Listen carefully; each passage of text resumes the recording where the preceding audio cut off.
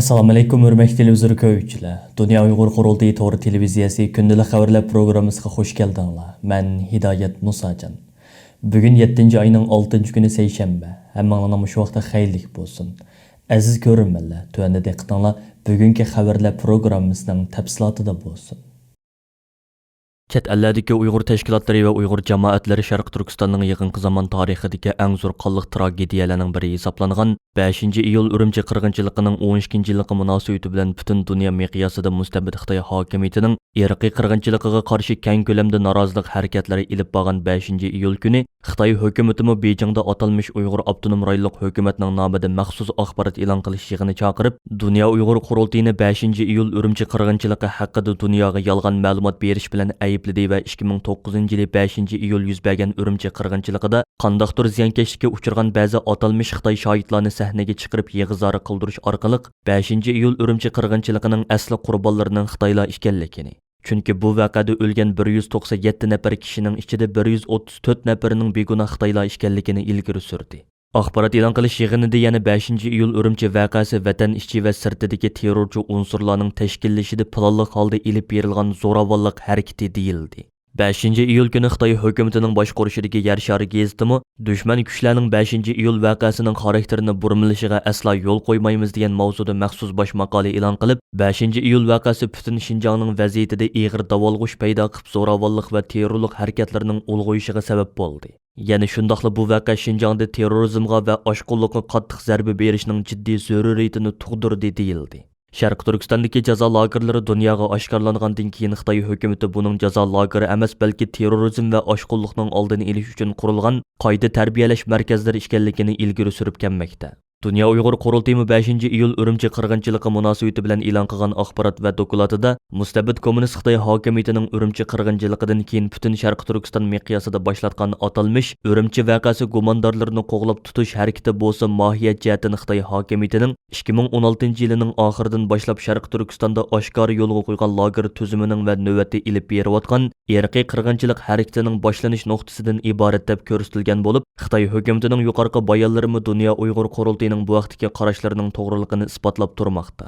Xitoyning Yer shari gazetidagi yuqorqi bosh maqolada yana Dunya Uyg'ur Qurultiyi haqidagi tövandagi bayonlar o'rin olgan. Urumchi voqeasidan keyin bosh shtabi Germaniyaning Myunxen shahridagi Dunya Uyg'ur Qurultiyi bu vaqtda uzluksiz yolg'on ushur tarqatib keldi va Urumchi voqeasining Uyg'urlarning tinchlik shaklda ilib borgan namoyishi ekanligi va buning qonliq bostirilganligi, voqeaning oldi keynida minglagan Uyg'urning qirg'in qilinganligi va g'oyib bo'lganligidagi intayin nomussizlarcha yolg'onlarni o'ydirib chiqardi. Dunya Uyg'ur Qurultiyi tarafidan Urumchi qirg'inchiligining 12-yilligi bilan e'lon qilingan inglizcha bayonot ko'plagan chet el matbuotlarida keng doirada o'rin olgan bo'lib, Xitoy matbuotlarimi asosliq tig' uchini Qurultiyning mazkur bayonotiga qaratib kelmoqda.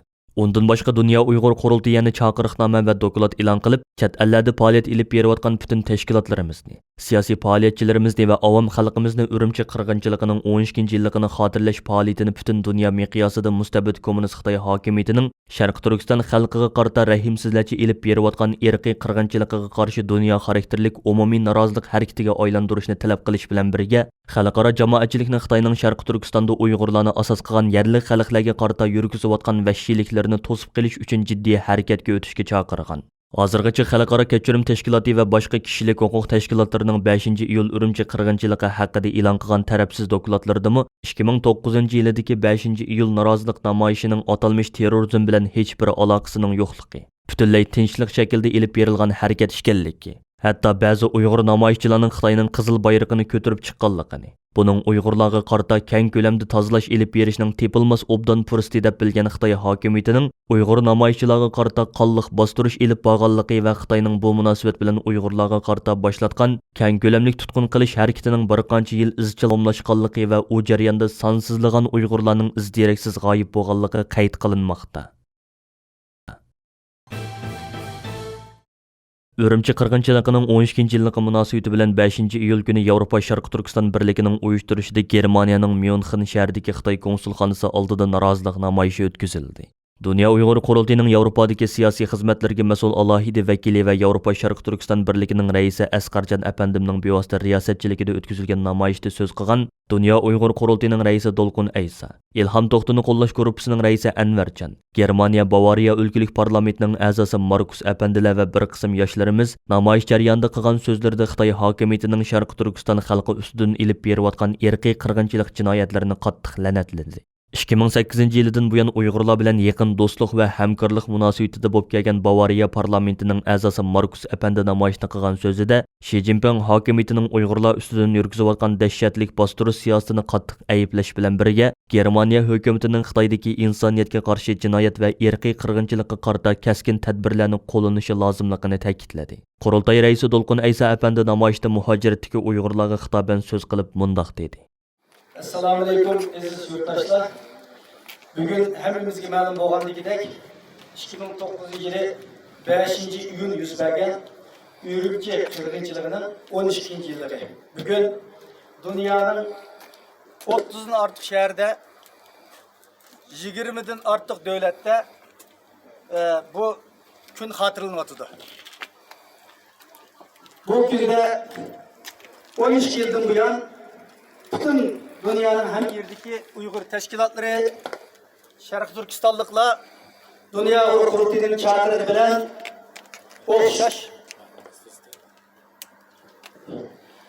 okşaş bulmagan şekilde bu günü hatırlayıp kivatımız. Bu gün Xitayning bugün yol koyuvattan erki qirg'inchiligining başlangıçtı. Yani asmala siyasetinden bastırı siyasetinden resmi erkek qirg'inchilik siyasi o'tadiganligining beshartini mushu kunda boshlagan. Shuningga bu kunning ahamiyati har qanday bir kunga qaragan chaqda biz uchun nihoyat muhim. Shuning bugun dunyoning ko'p joyida namoyish bo'ldi. İstanbulda bir qancha ming kishi, Kanada, Amerika ham yerda. Shuning bunday tarixiy kunlarda o'zlarimiz bütün ishlarimizni qo'yib, bütün fikr ixtiloflari har narsani qo'yib qo'yib milliy majburiyatimizni ado qiladigan bir kun. Shunga bugun buyoqqa kelgan hammanglarga ko'p rahmat. Epirvatdan shu tirishchanliklar natijasida nurg'un xalqaroliq yaxshi avvallar qo'llashlarga ega bo'lyapmiz. Ama bu yetmeydi çünkü insanlarımız bir gün kechiksak, bir gün minglagan insanlarımızın ölümüge, azap çekişige sebep bo'lamiz. Her zaman sagak turishimiz, o'ygoq turishimiz, her zaman mücadeleye tayyor turishimiz kerak. Dunya Uyghur Qurultiyining chaqirig'iga asosan Germaniyaning Karlsruhe shahrida Urumchi qirg'inchiligining 12-yilligini xotirlash namoyishi o'tkazildi. Dunya Uyghur Qurultiyi tadqiqot markazining mudiri Anvar Ahmad Apandimning bevosita riyosatchiligida o'tkazilgan bu qitimqi birlashma namoyishni Karlsruhe shahri va atrofdagi Uyg'urlar bilan xatar ostidagi millatlarni qo'g'dash tashkiloti, Karlsruhe kishilik huquq tashkiloti, Kechirim tashkiloti, Tibetlarni qo'g'dash tashkiloti qatorliqlar birlikda uyushtirgan bo'lib, Karlsruhe shahridagi Uyg'ur, Germanlardan boshqa yana Fransiyaning Strasburg shahridagi qarindoshlarimiz alohida kelib bu namoyishga qatnashdi. Namoyish jarayonida so'z qilgan tashkilot mas'ullari Xitoyning Uyg'urlarni bostirish, irqiy qirg'inchilik jinoyatini qattiq aybladi. Urumchi qirg'inchiligining 12-yilligi munosabati bilan 5-iyul kuni Amerikadagi Uyg'ur tashkilotlarining o'rtaq uyushtirish bilan Washingtonda keng ko'lamli birlashma namoyishi o'tkazildi. Oldi bilan Oqsaroyning oldiga kelib to'plangan namoyishchilar qo'shini norozilik harakatini oldi bilan Sharq Turkistonning istiqlol marshi bilan boshladi. Namoyishga Washington va uning atrofida yashayotgan Uyg'urlar, shundaqla Uyg'urlarni qo'llayotgan amerikalik do'stlardan bo'lib ko'p sonda kishi qatnashdi. Oqsaroyning oldidagi norozilik faoliyatini oxirlashtirgan namoyishchilar qo'shini Amerika Tashqi ishlar ministrligi binosining oldiga qarab yurish qildi va namoyish bu yerda davom qildi. Namoyish maydonidan Erkin Osiyo radiosi Uyg'ur bo'limining muxbiri Gulchehra xonimning bevosita ziyoratini qabul qilgan Amerikadagi jasur lager shohidimiz Tursunay Ziyoddin xonim o'zining yurak so'zlarini tövəndikidek ifoda qildi. Şunlar arası bu Uygurlarını bir yerde kırılışlarının hemen görüp katlık tasirlendim. Bulup mu bugün hakik Uygurlar bir için jürkünün kaçlık dersi ağırıydığına ben gözüm yetti. Adetki namı şahit buldum ben. Adetki namayıştım bugün alaydı. Başımızdan kanı ölen kırımdaşlarımızdan aşağıda ölüp gitmenin şahitlerimiz eseydiğine gözüm yetti. Bütün kırımdaşlar çıktı. Bugün bekçe. Bugün de hayacanını merak gibi noksam. Uluğuzdaki bayrağı bu yılları oldu. Bayrakçılıklar, şunlar hayacanlı gözüm. Bu Xitay hükümetinin okumayı bu zulümü uçuratı vakimiz.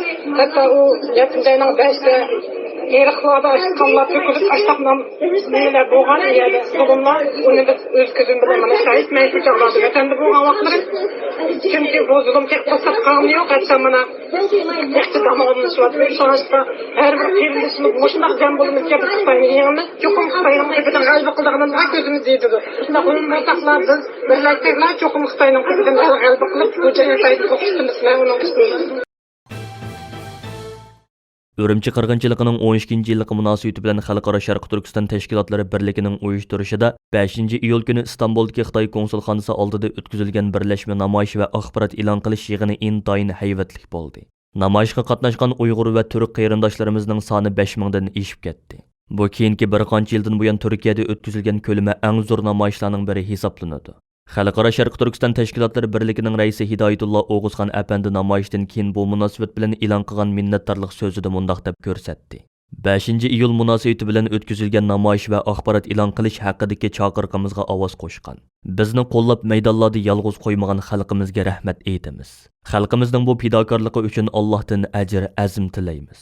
Xalqaro Sharq Turkiston tashkilotlar birligi va bu faoliyatga hamkorlashgan barliq qarindosh tashkilotlar xalqimizning qo'llab-quvvatlashi, ko'ngil bo'lishi, fikr takliflari bilan kuchaydi va Sharq Turkiston davosini texmo bak ilgari surishda muhim vazifalarni ustiga olalaydi. Alloh taolo sepimizni mustahkam, qadamlarimizni sabit qilsin. Vatandagi zulm chekayotgan qarindoshlarimizni o'z panohida saqlasin. Pat yaqinda Sharq Turkiston mustaqilligini qo'lga keltirishga nisib qilsin.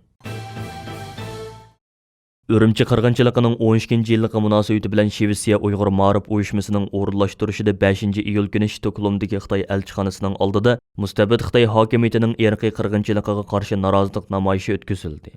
Namoyishda so'z qilgan tashkilot raisi Nijat Turg'un va tashkilotning idora hay'ati a'zolaridan Abdulloh Ko'kyar apandilar Sharq Turkiston xalqining erkinligi va hurligini qo'g'dash yo'lida hayotidan ayrilgan 5 iyul shahidlarini har zaman minnatdorlik tuyg'usi ichida yod etib xotirlash va Xitoyning 2009-yili 5 iyul Үрімчіде ilib bo'lgan vahshiy qirg'inchiligiga bo'lgan noroziligimizni izchil davomlashtirishning muhimligini ta'kidlash bilan birga vatandagi xalqimiz og'ir xavfga duch kelgan bugünkidek bir vaziyat ostida chet ellardagi qarindoshlarimizning bir-biri bilan inoq va ittifoq bo'lib, o'rtaq dushmanimiz Xitoy hokimiyatiga qarshi norozilik harakatlarimizni yanada kuchaytirishimiz lozimligini bayon qilishdi. Dunya Uyghur Qurultiyi markaziy ishxonasining bildirishicha Үрімчі qirg'inchiligining 12-ci yıllığı münasibeti bilan 20 ga yaqin davlatdagi 30 ga yaqin shaharda norozilik harakatlari, xotirlash va muhokama yig'inlari uyushtirilgan. Hurmatli televizor ko'ruvchilar, yuqorida Dunya Uyg'ur Qurultiyi to'g'ri televiziyasi kundalik xabarlar programmasida diqqatingizga sunduq. Keyin qaytamliq programmamiz ko'rishaylik. Ko'rishgacha omon bo'lgaysizlar. Xayr xo'sh.